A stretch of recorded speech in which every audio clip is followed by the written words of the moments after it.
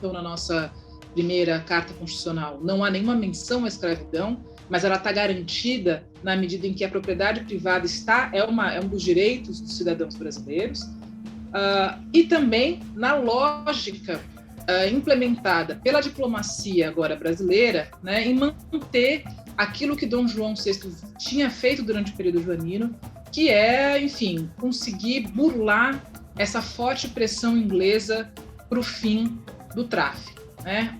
Naquela realidade, havia um conjunto de práticas arraigadas, né, no tecido social brasileiro que reiteravam a escravidão. Ou seja, a escravidão é uma instituição que é formativa da Constituição colonial portuguesa na América e que, portanto, lança as bases para você poder fundar um país, né, que reitera a escravidão.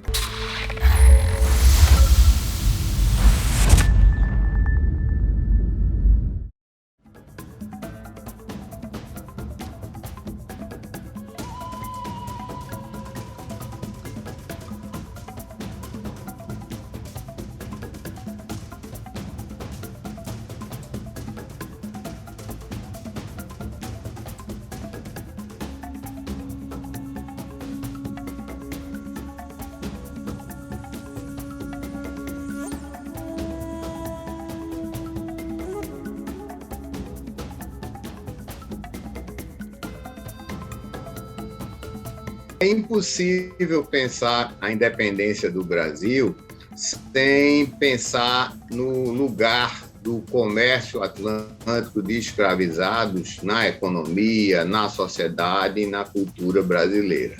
O Brasil, como se sabe, nessa época, não existia muito mais como a ideia do que uma realidade. As províncias que formavam o Reino Unido não tinham nenhum nexo realmente que não fosse a escravidão. Os demais, afora a escravidão e a própria língua portuguesa, o resto era muito diferente, e as ligações de cada uma com Lisboa, com Rio de Janeiro, eram individuais, havia lógica de navegação próprias, o tráfico dava essa cola. E durante a independência foi uma questão muito grande, porque várias províncias queriam maior autonomia e, no entanto, os traficantes dessas províncias percebiam que era importante manter o nexo com o Rio de Janeiro e, consequentemente, o nexo com Angola e demais possessões portuguesas. Inclusive, é bem sabido também que os traficantes de Angola tentaram, após a independência, fazer também uma independência e aderir ao Império do Brasil, no que não foram bem-sucedidos, até mesmo que o próprio Dom Pedro e a corte não interessava nisso. Em 1826 é assinado um tratado com a Inglaterra dizendo que o tráfico iria parar em 4 anos. E aí, os traficantes e os consumidores de escravizados correram para o mercado para comprar. Entendeu? E, ao mesmo tempo, no caso da Bahia, que eu estudei bem, por exemplo, está havendo uma oferta de escravizados grande lá do outro lado do Atlântico por causa de guerras intestinas. Entendeu?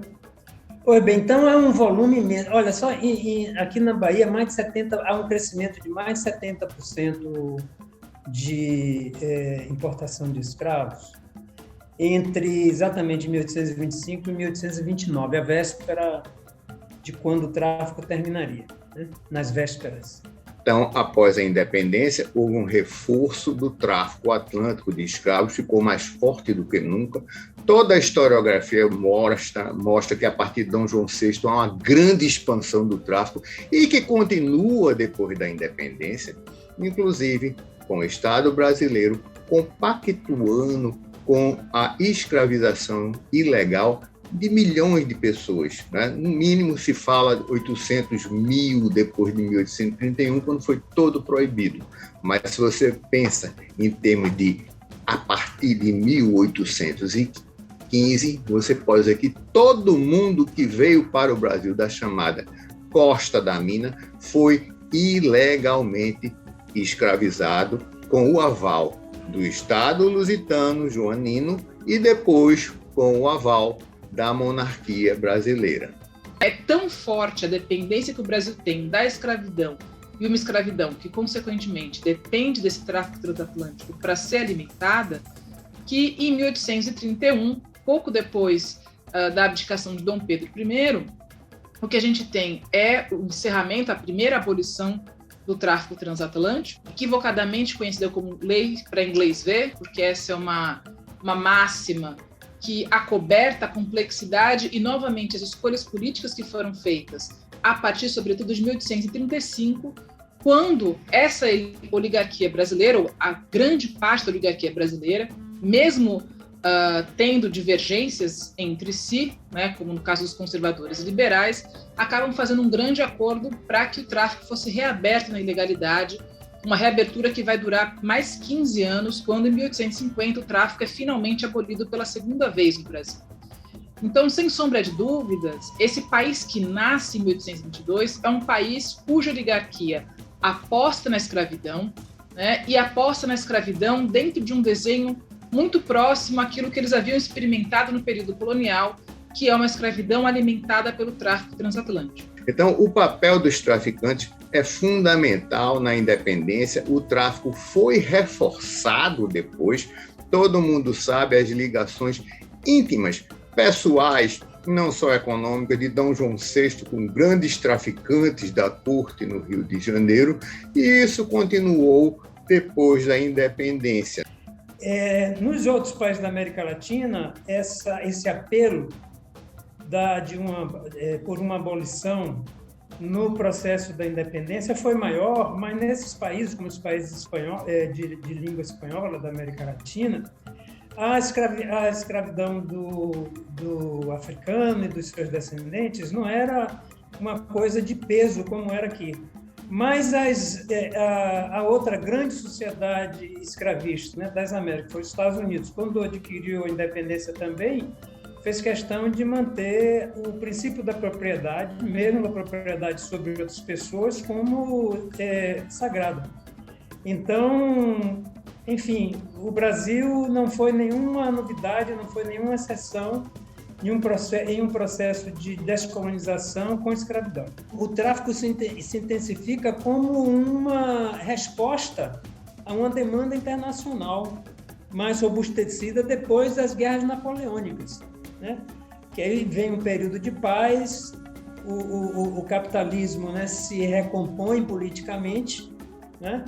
E essa economia, ela não apenas vai consumir esses produtos fabricados produzidos pelos escravizados, né? Em todas as Américas, na verdade, é o algodão dos Estados Unidos, é o açúcar de Cuba, do Brasil, do Nordeste principalmente, logo depois o café no Sudeste do Brasil. Pois bem, mas contraditoriamente, o carro-chefe desse mundo capitalista, que é a Inglaterra, vai estar pressionando os governos em todo o mundo a parar o tráfico. Entendeu? Que era uma mistura de um movimento genuinamente abolicionista dentro da Inglaterra, que pressionava, né, o Estado inglês, por um lado, né? E por outro lado, um setor né, das classes proprietárias da própria Inglaterra, em função de abrir mercados em todo o mundo e explorar localmente na África a mão de obra, sem precisar exportá-la.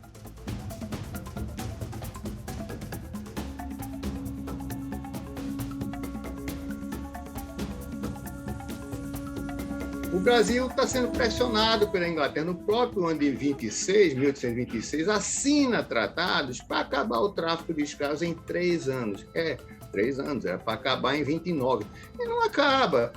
Tem que vir um período regencial para, então, na regência, o Diogo Antônio Feijó, que era considerado, na época, um liberal bastante radical, ou seja, uma pessoa de esquerda, ele tentar acabar com o tráfico de escravos. E conseguiu conter por 3, 4 anos. Depois não teve força para impedir os traficantes de continuarem trazendo gente para as praias do Brasil, né? Mas as nossas relações internacionais, elas são muito complexas e elas se mantêm.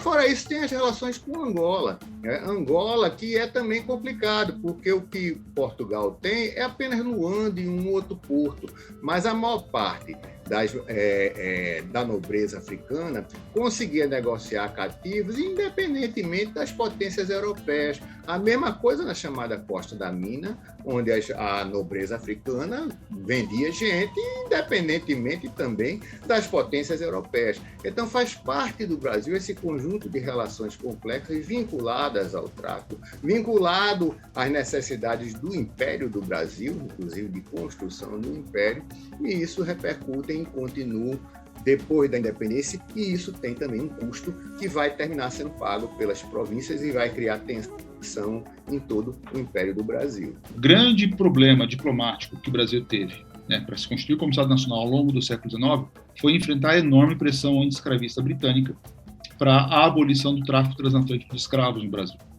E aí o ponto que está colocado é o seguinte: como é que o Brasil, como um país novo, relativamente fraco no Concerto das Nações, foi capaz de enfrentar por mais de 3 décadas a pressão da potência mais poderosa do mundo de então, que era a Grã-Bretanha, né? Justamente na questão chave da formação do Brasil, que é a escravidão, o tráfico negreiro. Mas no que diz respeito ao tráfico, né, ele é abraçado pelo Estado inglês. Enquanto que a preocupação pela abolição da escravatura mesma não é tão importante para o governo inglês, né? Eles estão, na verdade, subsidiando essa produção através da venda de mercadoria, do consumo desses produtos, por exemplo, do consumo desses produtos produzidos pelos escravizados, né? Do transporte, digamos, do café do interior de São Paulo para o Porto de Santos, em ferrovias inglesas, do financiamento da agricultura escravista, do seguro que eles vendiam não apenas para os bens materiais imóveis e maquinário, essas coisas, mas também para os próprios escravizados, né? Seguro de vida para os escravizados, esse tipo de coisa, né? Então, o que já faziam, aliás, na época do tráfico. Então, é uma rede muito, vamos dizer, aí sim, contraditória, né, em que os ingleses se mergulham aí nesse processo.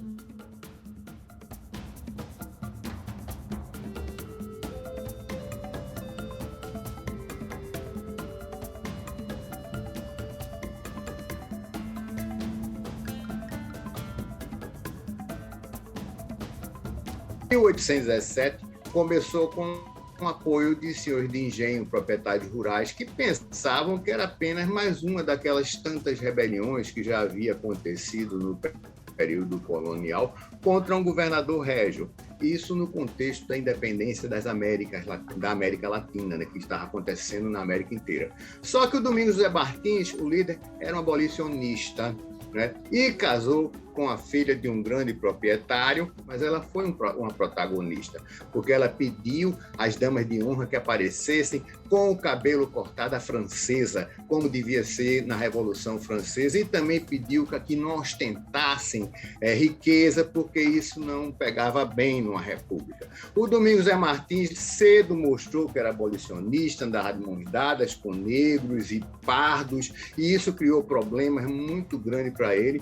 Então, a população pobre, ela percebe ali talvez que fosse melhorar de vida, e provavelmente iria, já que se pregava a igualdade perante a lei, que não existia. Ao final da Revolução 17, o cônsul inglês disse, um cônsul americano, em Pernambuco, que era um simpatizante da Revolução, ele era um republicano, ele disse que a população de Pernambuco talvez não soubesse antes o que era liberdade, mas agora sabia o que era repressão. Então, os negros são chicoteados, os pardos, quer dizer, o que mais ameaçou e terminou retirando o apoio dos senhores de engenho à Revolução foi o apoio da população negra e parda. E isso se repetiria na Confederação do Equador, na cabanada, na cabanagem, na sabinada, na balaiada, em todo o Brasil imperial, naquele período da primeira metade do século XIX, das grandes rebeliões. O que realmente ameaçou a ordem foi o protagonismo da população negra e parda. Esse é que era o problema do Império do Brasil, gerando, então, uma imensa repressão.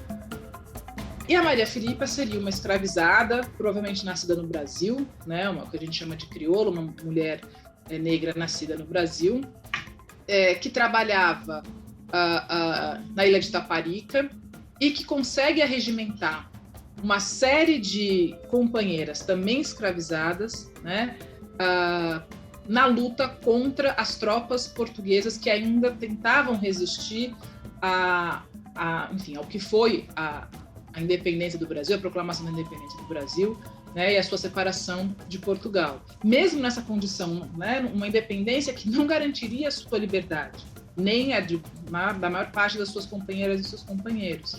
Então, apesar da organização desses interesses abertamente escravistas de 1822, existe também uma história feita pelos escravizados na luta pela liberdade e pela independência, né? Mostrando o que eu acho que é o mais importante que a gente precisa ter quando a gente pensa nesse nosso passado, em qualquer momento, né? Quando a gente pensa na produção da história, do saber histórico, que é o fato de que a história é um campo em disputa sempre.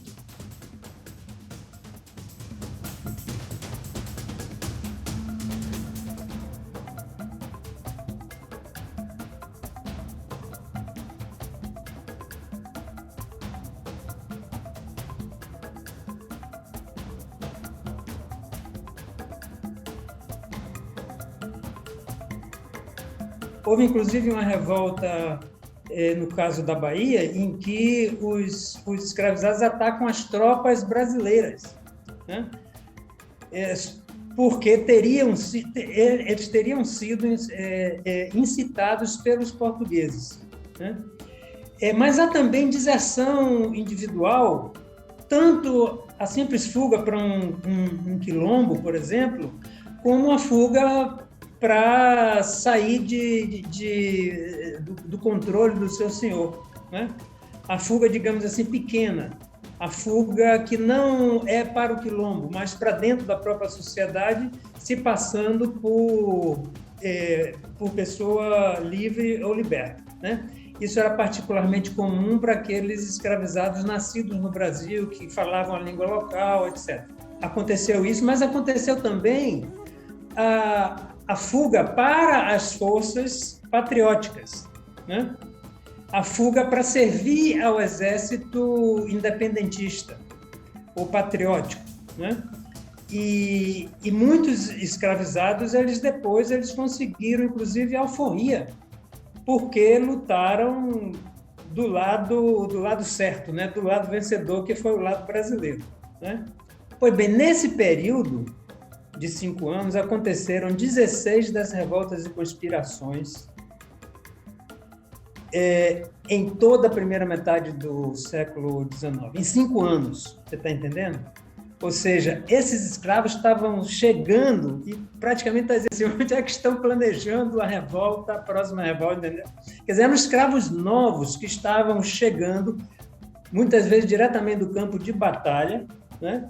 e aqui promoveram esses levantes. Uma coisa é a escravidão experimentada na Bahia, outra coisa em Pernambuco, outra coisa nas Minas Gerais, outra coisa na região norte do país, outra coisa no Rio de Janeiro, que era a capital, então deveria servir como espelho. Então a possibilidade de uma sublevação de escravizados na capital seria de um nível de periculosidade absurdo. Então a gente tem que também tomar as possibilidades dessa resistência dentro do contexto em que elas estão, porque senão a gente fica também esperando desses escravizados algo que não era possível naquele momento, né? Então a gente tem um jogo de forças que é profundamente desigual na década de 20, na década de 30, o que não significa dizer que não houve resistência. Muito pelo contrário, não há a história da escravidão sem a história da resistência a essa escravidão, né? O tráfico, né? O volume, a velocidade, o fluxo, a direção do tráfico está muito vinculado estão, né, vinculados às revoltas. Num período de menos de 30 anos, se concentraram mais de 30 revoltas e conspirações na Bahia, tá? Esses movimentos foram todos, sem exceção, aliás, com uma exceção apenas, levados a cabo por escravizados nascidos na África.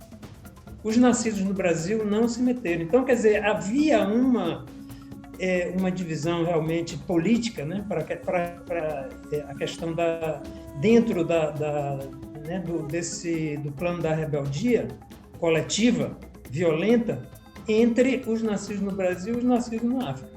Tá? Eles se juntavam em outras dimensões da vida, como, por exemplo, para celebrar os deuses africanos, para se juntar nas irmandades predominantemente negras, certo? Mas, na hora da revolta coletiva, havia uma separação. E os africanos brigavam sozinhos.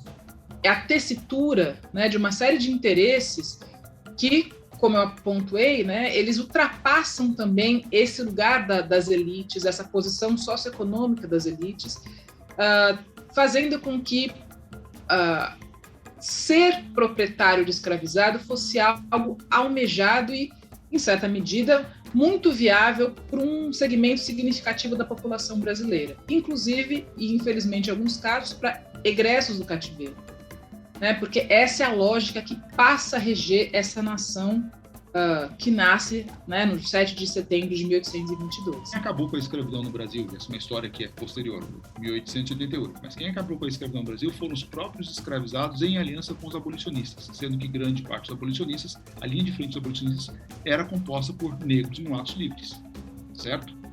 Mas isso só se torna possível quando se quebra o consenso social em torno da escravidão, quando a liberdade de ser senhor de escravos, que era o que marcava a escravidão elástica, torna-se cada vez mais difícil pela ausência de tráfico negreiro transatlântico, certo? A liberdade passa a ser a liberdade de ninguém mais ser escravizado. A escravidão, se ela teve uma certa contestação interna no momento de fundação, mas que não adquiriu o caráter de movimento contrário abolicionista, né, naquela quadra, ela foi muito questionada de fora para dentro.